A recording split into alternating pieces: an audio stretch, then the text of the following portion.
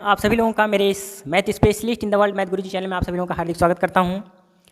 दरअसल आज मैं बात करने आया हूं, शिक्षा मंत्रालय से एक नया दिशा निर्देश आया है और ये बच्चों के लिए भी जानना ज़रूरी है, पेरेंट्स को भी जानना ज़रूरी है कि क्या निर्देश हैं।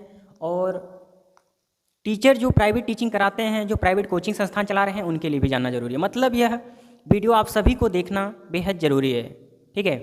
और हमें उम्मीद है आप लोगों को ये बातें ज़रूर समझ में आएंगी। अब आप लोग कमेंट कीजिएगा कि क्या इसमें सही किया गया है, क्या गलत किया गया है। तो आइए हम चलते हैं, सरकार ने ऐसे नियम कौन कौन से लगाए हैं प्राइवेट कोचिंग संस्थान पर और प्राइवेट टीचर पर, और हमारे प्यारे प्यारे बच्चों के लिए भी ये नियम लगा है। ऐसा नहीं है सिर्फ टीचिंग स्टाफ के ऊपर ही लगा है, सभी के ऊपर है। तो आइए हम जानते हैं कि यह नियम क्या क्या लगा है। नियम को रूल जो आया है, अभी आया नहीं है, बट ये है दिशा निर्देश आया है, उसको संशोधन किया जाएगा, कौन कौन से नियम लगाने जरूरी हैं, उसके बाद प्रस्ताव पारित होगा। अभी सिर्फ प्रस्ताव आया है, अभी पारित नहीं हुआ है, लेकिन फिर भी सोशल मीडिया पे हड़कंप मचा हुआ है। तो मैं सोचा थोड़ी सी जानकारी मैं आप लोगों को भी दे दूं कि आखिर बात क्या है। तो नियम मैं बताऊंगा, उसके बाद मैं बताऊंगा, वीडियो अंत तक बने रहिएगा आप लोग। मैं लास्ट में बताऊंगा कि आखिर ये नियम लगाए क्यों गए। तो आइए हम जानते हैं कि नियम क्या क्या है। सबसे पहले बात करते हैं हम कि जितने भी बच्चे हैं 16 साल से कम उम्र के बच्चे, 16 ईयर से जो कम एज के बच्चे हैं, उनको कोचिंग में दाखिला नहीं दिया जाएगा। सपोज दैट मैं कोचिंग चला रहा हूं, तो मैं अपनी कोचिंग में जो बच्चे 16 साल से कम उम्र के हैं, 16 साल से कम उम्र के हैं, मैं उनको अपने कोचिंग में एडमिशन नहीं दूंगा, ठीक है। नहीं दूंगा की बात नहीं है, कोचिंग संस्थान में एडमिशन लेना ही नहीं है। और पेरेंट्स भी अपने बच्चे पर ज़बरदस्ती नहीं कर सकते कि आप जाओ कोचिंग पढ़ो, ठीक है। पहला रूल ये है कि बच्चे की उम्र कितनी होनी चाहिए, 16 साल, मतलब एबव 16 ईयर, ठीक है। नेक्स्ट रूल ये है कि जितने भी वादे करते हैं कोचिंग संस्थान वाले, स्कूल वाले, कि मैं हमारे स्कूल में बच्चों को लाइए, मैं टॉप करा दूंगा आपके बच्चों को, गारंटी के साथ 100% गारंटी दे रहे हैं, ये होर्डिंग्स भी नहीं लगवाएंगे। ना स्कूल वाले ये वादा करेंगे कि आपके बच्चे का भविष्य मैं बना दूंगा, आपके भविष्य, मतलब एकदम गारंटी वारंटी की बात नहीं करेंगे। तीसरी बात यह है, सरकार ने ये भी गाइडलाइंस में दिया है कि जितने बड़े बड़े होर्डिंग्स लगवाते हैं ना, आप इसमें आप लोग हमारे कोचिंग इंस्टीट्यूट में आप लोग दाखिला अपना लीजिए, बच्चे का 100% गारंटी दे रहे हैं, 90% से एबव आएगा। ये गारंटी भी नहीं देना है उन लोगों को। बात समझ में आ रही है। चौथा दिशा निर्देश यही है कि जो भी कोचिंग संस्थान स्टार्ट करेगा, सपोज दैट मैं अपनी कोचिंग स्टार्ट करने वाला हूँ, तो मैं कोचिंग स्टार्ट करने से पहले मैं अपने कोचिंग का रजिस्ट्रेशन करवाना होगा हमको, ठीक है। मतलब अगर मैं कोचिंग स्टार्ट करूँगा तो उससे पहले मुझे अपनी कोचिंग का क्या करवाना पड़ेगा, रजिस्ट्रेशन करवाना पड़ेगा, ठीक है। ऑथराइज करवाना पड़ेगा कि या हम कोचिंग चला सकते हैं या नहीं।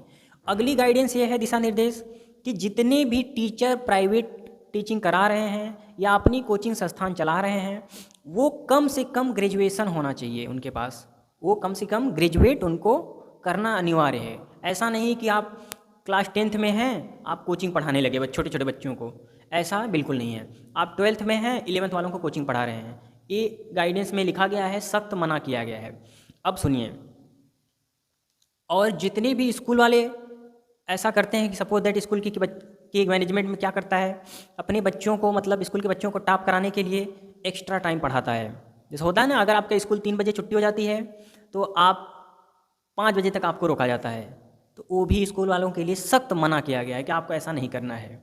और जो टीचर, अब अगला दिशा निर्देश है, जो टीचर आपको पढ़ा रहा है उसको साइकोलॉजिस्ट होना चाहिए, मतलब मनोविज्ञान उसको पढ़ना चाहिए और पढ़ा हुआ होना चाहिए, ठीक है। बाल विकास, चाइल्ड डेवलपमेंट, बीटीसी या बीएड में ये है, ठीक है, कि बच्चों को कैसे ट्रीट करना है।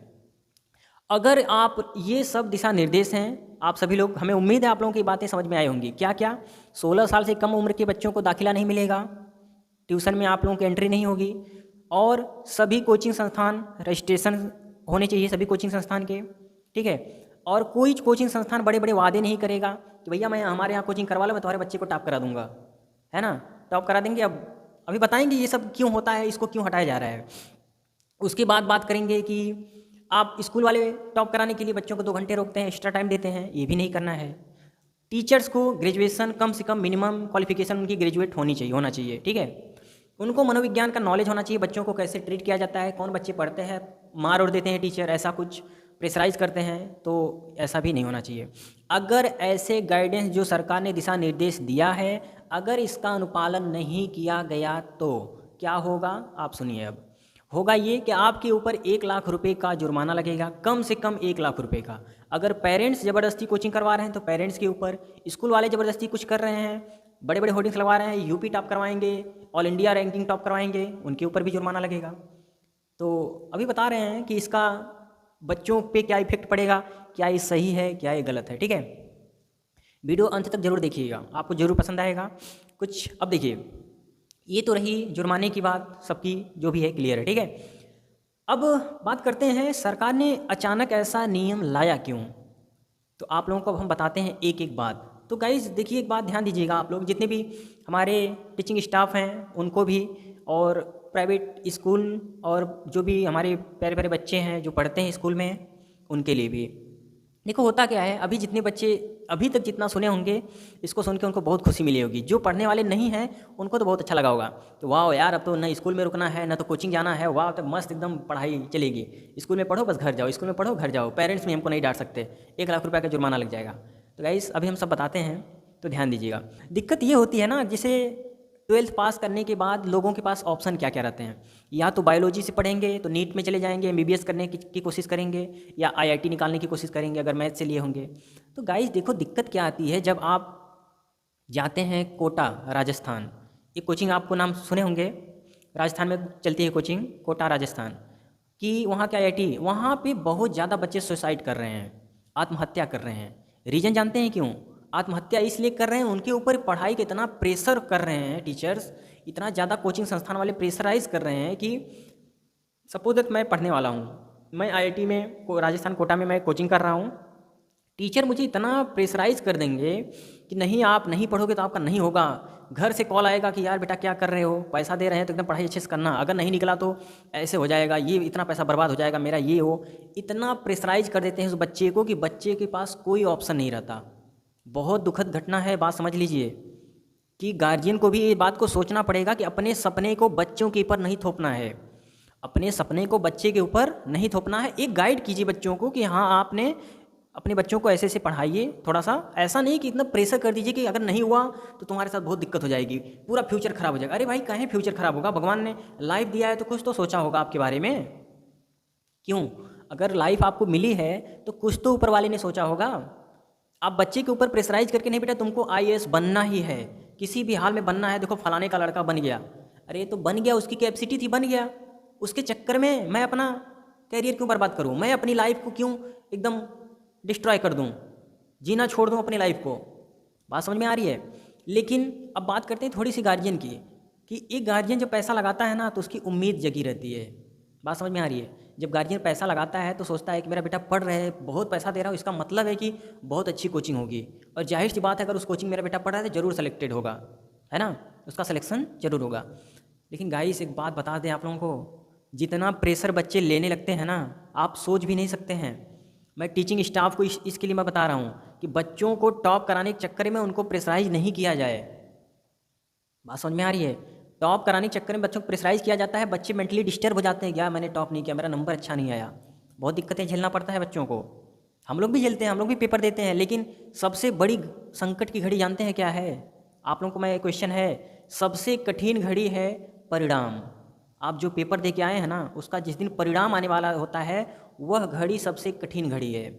बात समझ लीजिए, जब आप सपोज आप 10th का पेपर दे के आए, जिस दिन रिजल्ट निकलने वाला है उस दिन सबकी नज़रें आप पर होगी। अरे भाई क्यों नज़रें आप पर होगी?